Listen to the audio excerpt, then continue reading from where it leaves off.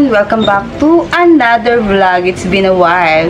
Matagal-tagal akong hindi nakapag-vlog, guys. Tinamad ako. Sobrang init. And then ngayon, ang reklamo ko naman, umuulan na. And happy naman ako at umuulan-ulan na. Hindi na, nabawasan na yung sobrang init ng panahon. At hindi ako makapag-vlog ng succulents kasi sobrang init dun sa gilid. Ngayon, nagre-rearrange ulit ako dun sa succulents na yun. Ito kasi yung ano ko isa sa favorite spot ko dito sa garden, yung aking mga hoya. Hindi pa ako nakapag sa inyo, hindi pa ako nakapag hoya tour sa inyo at lumago na lang ng bongga yung mga halaman ko. Kasi yung mga hoya ko dito, katulad nito, si Rebecca, ay tuyot na sila. Si Rebecca, 2 nodes lang to nung ibinigay sa akin, tapos malago na siya. Gusto ko kasi si Rebecca at ito ay nagsa-sun-stress siya, nagiging red. Ito naman, si Ovovata Splash. Nawala yung pagka-splash niya. Yung sa gilid na isa pang ganito, yun yung maganda yung splashes, pero yung mother niya is splash. So, inner var, Ovovata inner var na may splash. Alam ko 2 nodes lang to na 3 leaves ngayon lumago na. Ito yung ating vlog ngayon. Ipapakita ko sa inyo yung mga bagong hoya na nabili ko. Iba-ibang seller to. And nakat ko na rin yung iba dito dahil may pagbibigyan ako. Yung friend ko na nag-hoya din. At etong mga ipapakita ko sa inyo, hindi pa siya established karamihan yata. Karamihan. Hindi. Kalahati dito sa ipapakita ko sa inyo, hindi pa siya established kasi kakaano ko lang to kakatanim ko lang simula nung I think mag 1 week na itinanim ko dahil pag binili mo siya sa ibang bansa like for example Indonesia, naka-uproot siya. Kaya magpapanibagong gising na naman siya dito sa atin. New roots, yan. Gusto ko, tubuan muna sila ng new roots. Ipapakita ko sa inyo to kasi merong isang stress pa dito. Pero mukhang nagyayelo na kasi. Kaya kailangan ipakita ko rin sa inyo yung isang peraso na to. Bago pa siya ma-deads. May nabila ako nung nakaraan. Ano rin siya, na deads.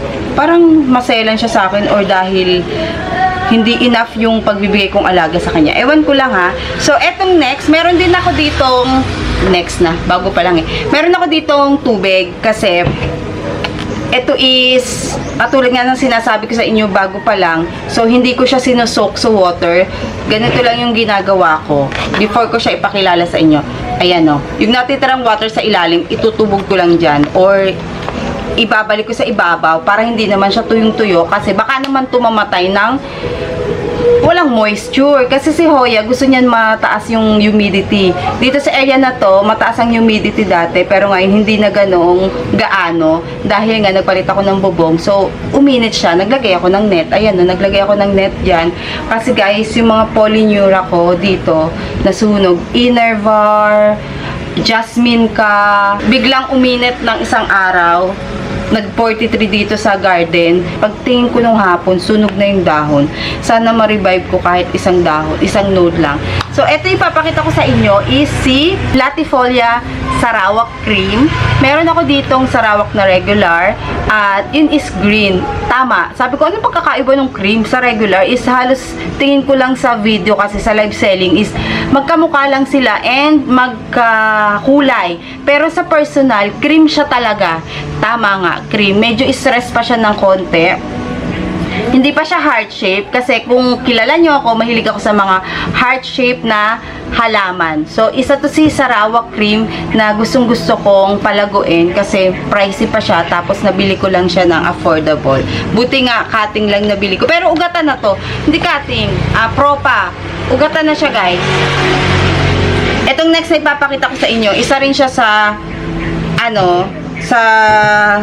gustong-gusto ko dati, si Callisto Pyla na black cat. Hindi ko alam kung bakit siya tinawag na black cat. Isa kasi to sa wishlist ko before. Meron pang chibi, meron pang black octopus, meron pang black dot. Hindi ko alam kung ano yung mga pagkakaiba nila, guys. Pero ang ID kasi nito is Callisto Pyla black cat. Na propa ko na yung 2 nodes nito kasi bibigay ko sa friend ko. Yung pinaka top cut kasi niya, pag once na inano to, yung ipapadala na sa atin ng seller or isi-ship, tinutupi yan, ginaganyan. Tapos ibabalot siya sa newspaper or sa mga fiber cotton, ganyan. Ang nangyari is nayupitong ganito. ito, yan, naputol. Pero nakadikit pa rin kasi siya, kaya hindi ko hindi ko siya matanggal-tanggal yung dahon. So, ayan, Calistophylla Black Cat. Yellowish talaga siya sa live selling nung binili ko. Tapos, yellowish pa rin siya ngayon, pero matigas kasi yung dahon niya. Kinakabahan lang ako, baka kasi biglang, pero wag naman sana. Ayan o. Lagyan ko ng water. Maganda naman yung potting mix niya. Tapos, meron ako dito patungan. Yan. Si Black Cat yon. Kinakabahan ako kay Cream. Yan. Taga. Yun. Tapos, etong next, pinakita ko na sa inyo to nung nag-unbox ako na nabili ko. Pero gusto ko lang ipakita sa inyo dahil, charan! Ito si Madara Edge. Nung nabili ko kasi to is uprooted na nakapropa daw to sa water. Pinropa na ni seller sa water. Hindi seller. Collector. Pinropa na ng collector sa water. And then, nung napadala sa akin, may ugat na siya. So, ini-ano ko sa self-watering pot. Pagdating dito, after a week, is may na siya, tubo na siya, 2 leaves. 1, 2. Maliit pa guys eh. Ayan o, 2. At least, siya, buhay na buhay. Dagdagan ko ng water kasi sinisip-sip na niya yung water. Pero usog lang dito sa mga halaman ko. So, etong next na ipapakita ko sa inyo. Ito yung kaya gusto ko ipakita sa inyo dahil, tingnan nyo, stress yung color niya. Si Rundumensis Splash. Yan, nabili ko din sa Indonesia. Kaya lang, ito yung struggle sa akin nung dumating. Kasi, yung palang, kaya pala siya lash, yung mga dahon niya, nakatusok-tusok lang. So, parang nakapropa. And then, binalot na nilaw. Tapos, siya pa yung pinakabasa sa lahat ng na-receive kong plants from Indonesia. Siya yung pinakabasa. Hindi ko lang alam kung maselan ba to kasi yung unang binili ko nito, kaya ako bumili ngayon is namatay. May natira lang isang dahon.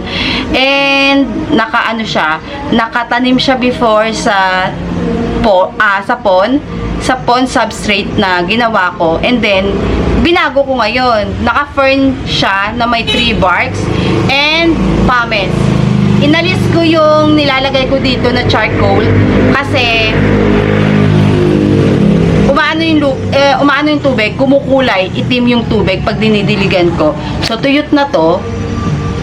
Yan. Ganyan lang para hindi siya ma-stress na mabasa ng bongga. At ito naman is meron siyang, tingnan nyo, yung mga gilid-gilid ng cup nito, rin naman, i-evaporate kasi hindi naman siya sakto. Basta pinatungan ko lang ng ganyan. And naninilaw na siya. Tinanggal ko na yung nag-jelly na dahon nung in-unbox ko, and then meron akong isinalba dito na dalawang stem, pinaghiwalay ko at naninilaw kasi yung isa nung dumating. So, inano ko na lang din. Ipinat ko na lang kahit naninilaw yung isang dahon, pero yung isa is green. Naman siya, lumalaban pa, ayaw pa niya matanggal. So, ayan, stress pa siya, pero nawawala na yung pagka-stress niya. Soon, titignan ko pag nanilaw na to, yan. Pag nakita ko, buti na lang mahaba yung stem niya. Pag nakita kong nabubulok or something to, cut agad. So, binibisita ko naman sila. Kahapon di ko sila nabisita kasi nasa loob lang ako maghapon. Kahit na nandito ako sa bahay lang maghapon, hindi ko sila gaano nabibisita din kasi mainit. Tapos biglang umulan. Ngayon, pati kagabi umulan. Buti na lang yung mga succulents ko na hindi nadidiligan is inilipat ko sa plant rack. Tapos, yung iba dito is nandito pa rin. Ay, mamaya ako na papakita. Makita nyo pa yung mga papakita ko. So, etong next na ipapakita ko, actually, yung ipapakita ko sa inyo is meron ako ditong 4 or 5 wishlist plant talaga. And, ito yung isa sa wishlist plant ko. Nakatanim siya sa pond. Morning Dew. Dinamihan ko lang siya ng protons. Ano nga ba tawag dito? Nawawala sa sa isip ko. Hydroton. Yan. May iba pang tawag dito. Tapos, naka-self-watering din siya. Pero, may moisture pa naman. Kung mapapansin nyo, may moisture. At dyan sa may moisture na yan, may, roots. Makapal ang roots din itong binili ko na to. So, hindi ko na siya pag-aanuhan ng tubig dito sa ibabaw. Lalagyan ko ng maraming ganito kasi 100% sure na ano naman to, na maganda sa Hoya natin. So, etong Hoya na to is si Morning Dew Day Kiyay, Morning Dew High Splash or Day Kiyay High Splash. Ang ganda, oh. Sakto lang naman pala yung dahon niya. Hindi ako makabili nito kasi sobrang mahal. I think mga 15,000. Ano pa lang siya, ilang nodes? 2 to 3 nodes, 15,000 to 25,000 before. Buti na lang, nung time na yon hindi pa ako ganun kahilig sa mga Hoya. So, dinadaan-daanan ko lang siya kahit gustong-gusto ko. So, ngayon, dahil nakalagay siya sa wishlist ko at gustong-gusto ko na at nag-iisip ako na kumuha na talaga, kinuha ko na kasi mura naman. Ano lang siya, hindi ko alam kung 3,000 ko to nabili or 3,500. To think na malago na siya, yun lang, medyo maliit yung dahon, carry na din, at sana mabuhay siya.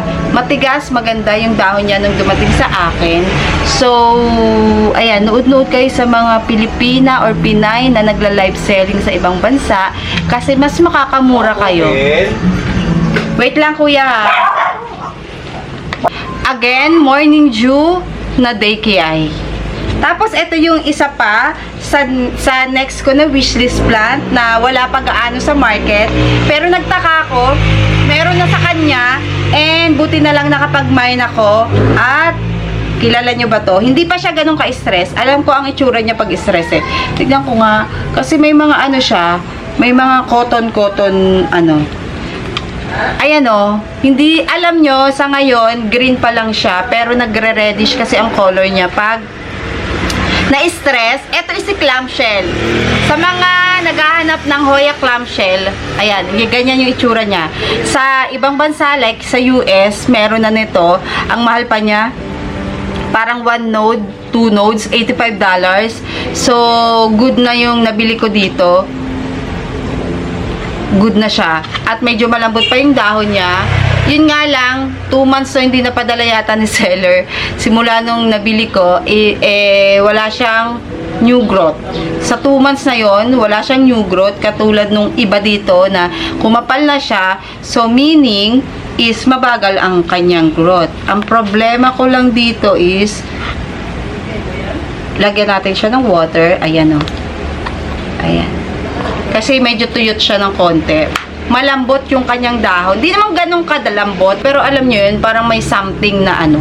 Ayoko naman siyang manilaw, ganyan. So, talagang ingat na ingat ako sa pagbibigay ng water dito. Although, ito pa naman is nasa 1 week pa lang or magwa 1 week pa lang. Kaya, 1 week, yeah, magwa 1 week pa lang to guys. Yan o.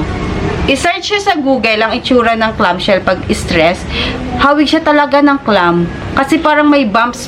Tingnan nyo yung likod nito ha. Ayun yung likod niya. Para siyang may vine dyan or mga ugat-ugat or bumps. Pero pag na-stress siya, makikita mo dito yung talagang parang clam siya. Siguro kaya siya tinawag na clamshell is ganun siya. At etong isa ipapakita ko sa inyo. Lantutay pa siya. Ayan o, lantutay pa. Malalaman mo na hindi pa siya talaga established or stable. Pero ayokong mag-worry sa'yo. Kasi tuyot na to. Tuyot na siya. Actually, lahat siya tuyot. Ito si SP Ase.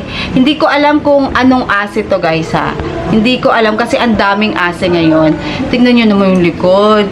Grabe ka tuyot. Tignan nyo oh. Ang ganda kasi ng likod nito. Meron pa akong isang silver SP Ase na gustong kuhain. Pero siguro pagbalik na lang ng seller doon. Kasi medyo mahal na yung ating binili dito. Naipon-ipon na kasi to eh. Ayan. Dahil nga na-postpone si seller ng pagpapadala. Kasi may mga kailangan pang i-ano siya. Tawag dito, mga sanitary something ganun. Mga sanitary kit. Is hindi siya po pwedeng basta-basta ipadala. So, natuyot siya. Lalo na to. Tuyot. Yung nabili ko kasi dati sa Circle, ganito rin siya. Sobrang nipis. Sobrang nipis ang dahon na parang patay na talaga yung ugat niya. Pero ngayon, nakasurvive siya. Nagkaroon na siya ng tubo-tubo yung dahon niya. Calistophylla 0029 yung ID niya. So, eto, sana ganun din, makasurvive kasi sobrang tuyot. Kaya, hindi ko muna pinagpopropa yung friend ko kasi gusto ko muna siyang makasurvive. Gusto ko makasurvive to. Etong next is, charan! Medyo matigas na siya. Si Breviolata High Splash. Pero sabi nila Breviolata Silver daw pag super high splash yung kanyang dahon. Ayan o. Yung mga suloy niya, sigurado ako na hindi siya magtutuloy muna. Ayan o, tingnan niyo to. Ayan. Tapos, yung dito, may suloy din.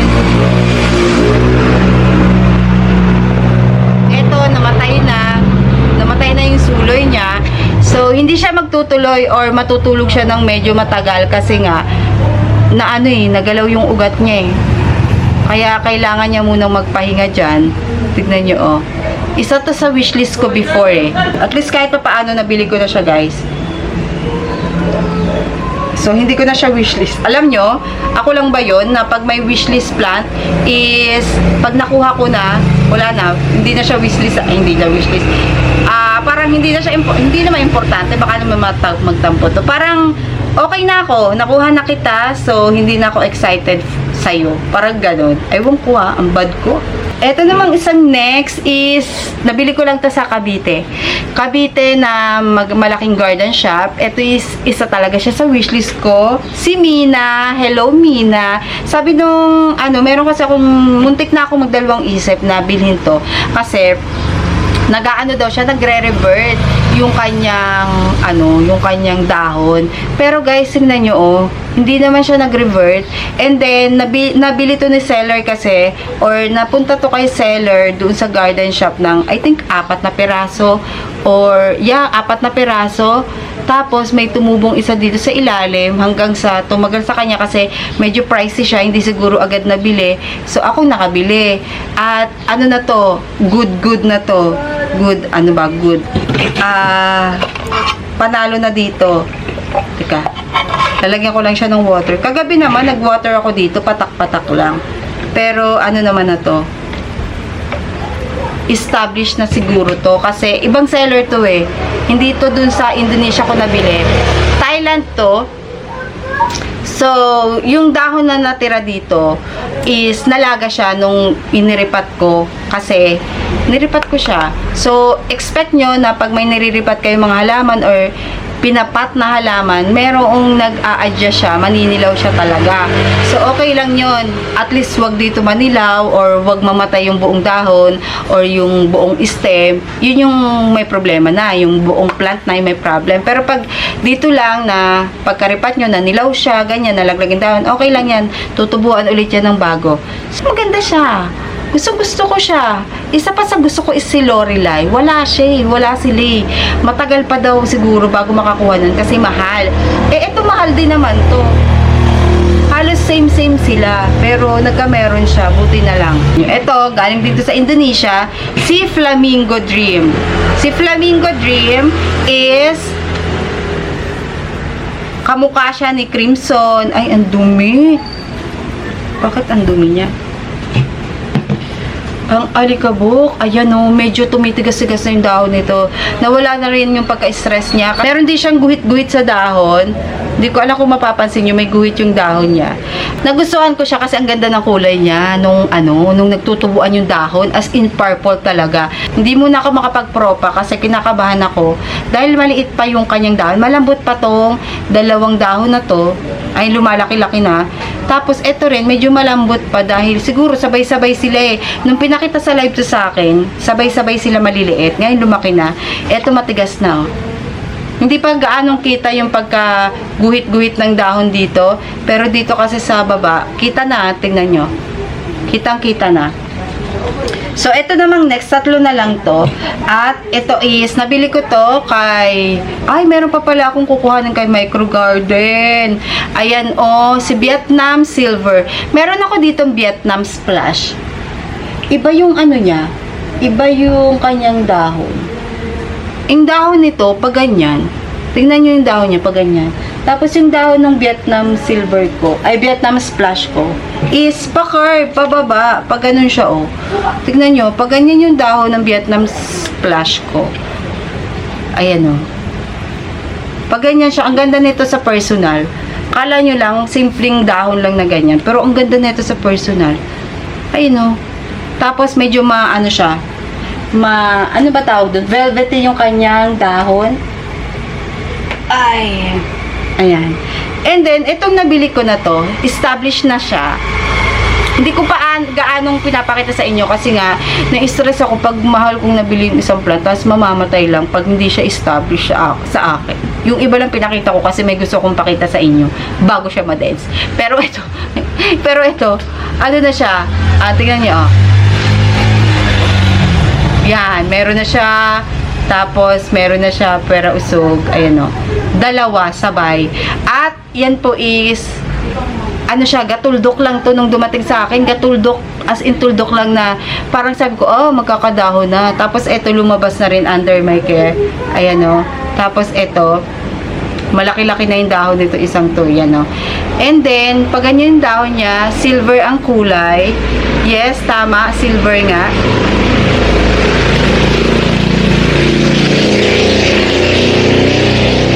Ayan, o. Oops.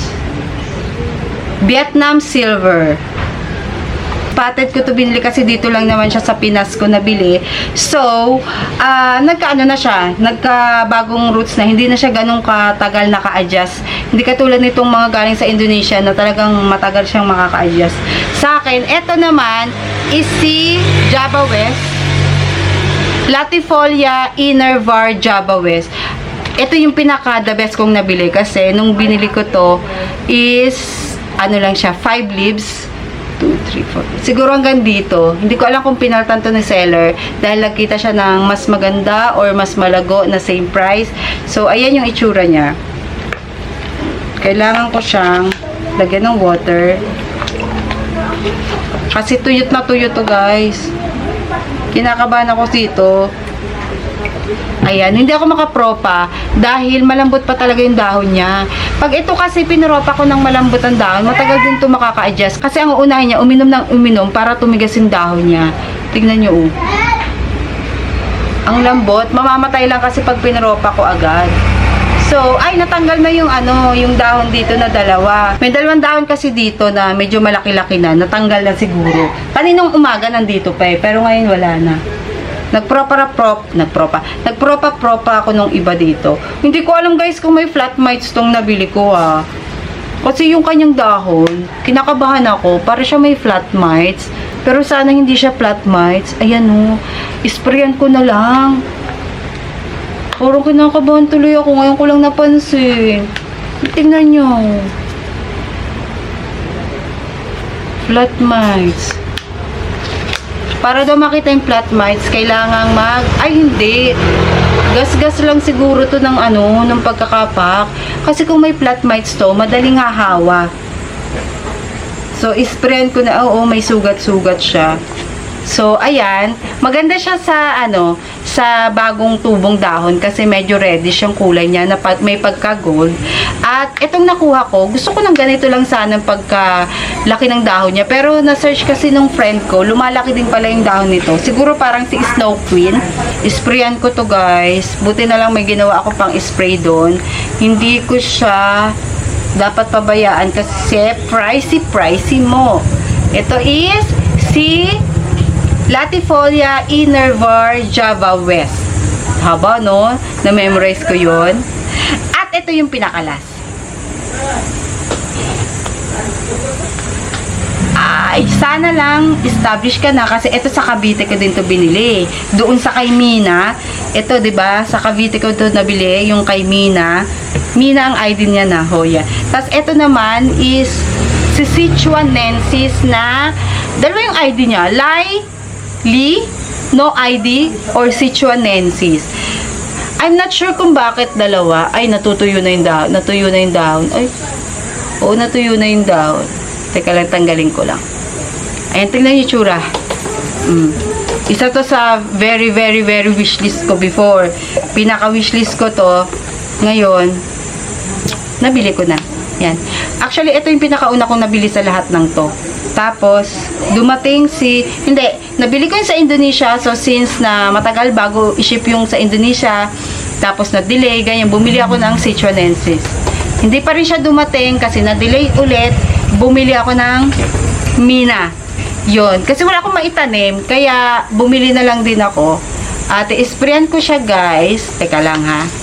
Kukuhanin ko yung pang-spray ko. Anong nakaraan, sobrang init pala. Kahit yung pang morning sun ko dito sa area na to, grabe, nasunog.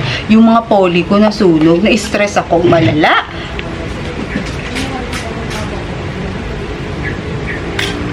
Yan, lagyan ko. Yung ilalim ang meron eh. Kailangan lagyan. Kasi, naka-morning to. Morning sun lang to. Pinagpupwestuhan nila ngayon. Kaya, matutuyo din naman agad to. Mas maganda kasi, magdidilig kayo neto hapon or wala ng araw or gabi. Ako, para safe, is nagdidilig ako ng hapon. Bihira ako magdilig ng gabi, hapon talaga. Para yung natitirang tubig sa mga dahon-dahon nila, for example, na anuhan to ng dahon, ng tubig, nakakarve yung dahon niya, at least matutuyo pa rin sa buong magdamag. Isprayan ko lang konti yung iba, para just in case, diba? Ayun. Effective to sa akin. Score ang nito. Ayokong mag-spray nung ano ba tawag doon? Sulfur. Kasi humahawa pala yun. Ay kumakapit sa dahon. So, ito na lang. Ito matapang kasi to. Ito yung mga pang-spray ng palay, ng mais. Matagal na. Taon na to sa akin. Hindi para paubos pa lang yung lagayan niya. So, baka kung bumili ako is, yun ang bilhin ko. Pero kasi guys, hindi ako gaanong nag-i-spray nito kasi may mga pets ako, may dogs ako. So, bihirang-bihira. Ganyan lang naman i-spray ko. May baso ako, oh. Lalagay ko dun sa loob. Yan.